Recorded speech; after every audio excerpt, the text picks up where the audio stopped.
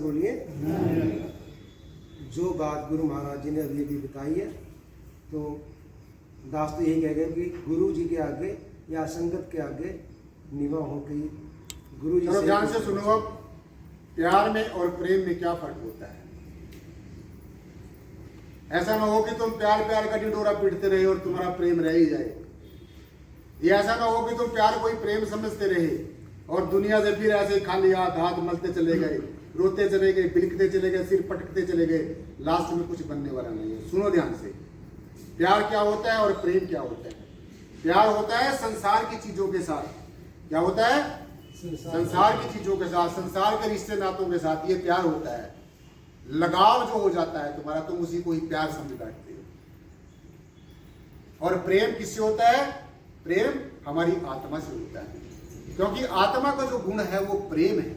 आत्मा का जो गुण, वैसे तो आत्मा हमारी गुण और गुण से परे है, लेकिन ये समझने समझाने के लिए आत्मा का जो गुण है, आत्मा का जो गुण है वो प्रेम है। और प्रेम आत्मा से ही होता है, शरीर से नहीं होता। जो छूट जाता है, जो तुम्हें छोड़ जाता है, जो कुछ दिन अपना स्वार्थ को पूरा करके तुम्हारे से पीछा छुड़ा लेता है, तुम्हारे से दूर भाग जाता है, वो प्रेम नहीं है। वो क्या है? वो स्वार्थवश उसने तुम्हारे से प्यार किया है, लगाव किया है और उस स्वार्थ को पूरा करने के लिए ऐसा बर्ताव किया है। तो समझ लेना अच्छी तरीके से। कभी प्यार को ही प्रेम समझते बैठे रहे और इस रिश्ते नाते सगे संबंधियों से इन्हीं से ही जकड़ पकड़ में फंसे रहे। और ये बस मैंने तो लड़की की शादी कर दी, अब मैंने मकान बना लिया, अब मैंने दुकान बना ली, अब मेरे पास पैसा वैसा इकट्ठा हो गया। और समझ लेना ध्यान से, जब ये चीजें तुम्हारे पास ज्यादा होती है तो शैतान के तुम चंगुल में फंस जाते हैं। मैं ये नहीं कहता कि आपके पास ये नहीं होनी चाहिए, ये भी आपका जीवन यापन करने के लिए होनी चाहिए, लेकिन इनका कभी भी अहंकार नहीं करना है। ये परमेश्वर की दी हुई जो दातें हैं, ये कभी भी ले सकता है। इसलिए तुम्हारा कुछ भी यहाँ पर नहीं है। कोई भी ऐसी चीज नहीं है जिसके ऊपर आप हाथ रख के कह दो कि ये चीज मेरी है। सब कुछ परमेश्वर ने दिया, सब कुछ परमात्मा ने दिया, सब कुछ परमात्मा का है और सब जब भी चाहे परमेश्वर ले सकता है।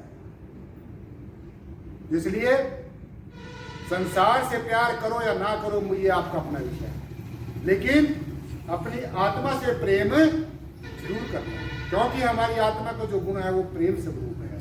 हमारी आत्मा का जो गुण है वो ज्ञान स्वरूप है। और ऐसा बताया है हमारे गुरुओं ने, रहबरों ने, हमारे गुरुदेव परम पूजनीय पुरुष लक्ष्मण सिंह जी महाराज ये बात कहा करते थे। आज मुझे सदगुरु भगवान की बात आ गई और मैं आपको भी अर्ज करूं कि हमारी आत्मा की दो आंखें होती हैं। हमारी आत्मा की कितनी आंखें होती हैं? दो आंखें होती हैं। वैसे तो आत्मा की कोई आंख नहीं होती, आत्मा निराकार स्वरूप होती है, लेकिन समझने के लिए और समझाने के लिए हमारी आत्मा की दो आंखें होती हैं। अब वो दो आंखें हमारी आत्मा की कौन सी होती हैं? ध्यान से सुनना है। हमारी आत्मा की दो आंखें होती हैं साथ संगत जी। एक ज्ञान रूपी आंख होती है और दूसरी प्रेम रूपी आंख होती है। यानी कि ज्ञान और प्रेम हमारी आत्मा की दो आंखें होती हैं। और सुन लो ध्यान से, अगर आपने ज्ञान ले लिया तो ज्ञान लेना कोई बहुत बड़ी बात नहीं है। ज्ञान में उफड़ के नहीं फिरना है कि मैंने ज्ञान ले लिया बस सब कुछ अब मेरा पूरा होगा। अभी तो तुम्हारी यात्रा शुरू हुई है। ज्ञान जो है वो अभी आपको एक युक्ति बताई है। इसलिए जो ज्ञान है वो एक आपको सीढ़ी दी है। जैसे सीढ़ी होती है ना, सीढ़ी के ऊपर चढ़कर हम ऊपर छत के ऊपर चले जाते हैं। तो ज्ञान क्या है? एक सीढ़ी है। सीढ़ी को देखते देखते नहीं रहना, इसको ज्ञान को नहीं देखते रहना सारी जिंदगी कि हमें ज्ञान हो गया है बस अब हमने और कुछ नहीं करना है। ये जो ज्ञान रूपी सीढ़ी है, इसको सिर्फ देखते देखते नहीं रहना है। इस सीढ़ी के ऊपर क्या करना है? चढ़ना भी है। और जब सीढ़ी के ऊपर चढ़ना शुरू करोगे तो आपको किसी से पूछने की जरूरत नहीं पड़ेगी। आपको किसी से भी पूछने की जरूरत नहीं पड़ेगी कि परमात्मा क्या होता है, कहाँ रहता है, कैसा होता है, और अगर मिलना चाहूं तो परमेश्वर को कैसे मिला जाता है। जब आप ज्ञान रूपी सीढ़ी को चढ़ोगे, जब आप स्वयं अभ्यास करोगे, जब आप सूरत का और शब्द का अभ्यास करोगे। विशेष एक बात, आप अभ्यास तो हर समय कर ही रहे हैं, ध्यान तो जीव हर समय कर ही रहा है।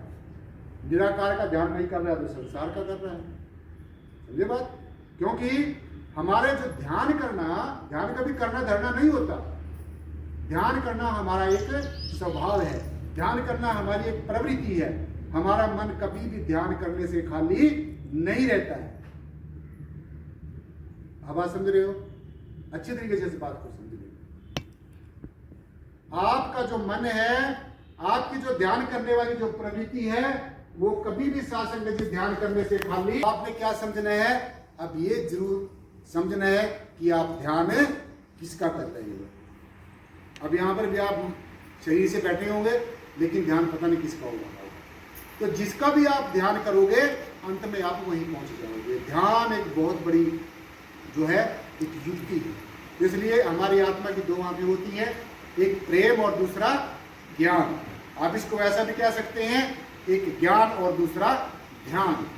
ज्ञान, ध्यान और प्रेम, ये जब तीनों के तीन गुण आपके अंदर प्रकट हो जाएंगे, जब प्रेम और ज्ञान की दोनों आंखें आपकी खुल जाएंगी, आप इसको ऐसे भी कह सकते हैं कि हमारी आत्मा की दो आंखें सूरत और नीरत होती है। सूरत और नीरत होती है। सूरत हमारे अंदर सुनने का काम करती है और नीरत हमारे अंदर देखने का काम करती है। तो अब आपके अंदर बैठ कर जो ये सुन रहा है, ये कौन है? जो ये सुन रहा है, ये कौन है? ये क्या है? ये तुम्हारी सूरत है। और जो ये देख रहा है, मुझे देख रहा है, सारी दुनिया को देख रहा है, ये कौन है? ये तुम्हारी नीरत है।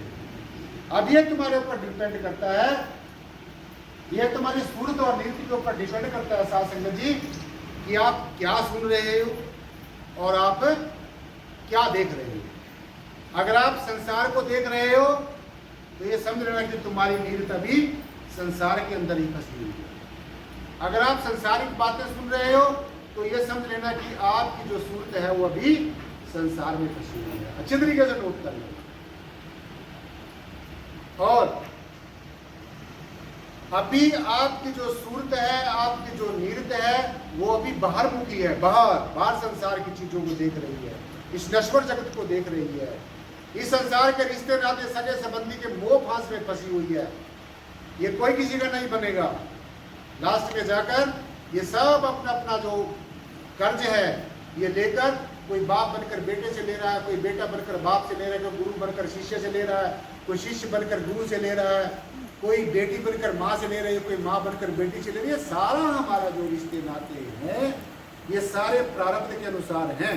जब आपके प्रारब्ध कर्म समाप्त हो जाएंगे, जब आपके संचित कर्म समाप्त हो जाएंगे, और जब आपके वर्तमान के कर्म समाप्त हो जाएंगे साथ संगत जी, फिर ना कोई फिर आपका बाप है, ना कोई किसी का बेटा है, ना कोई किसी की बेटी है, ना कोई किसी की माँ है।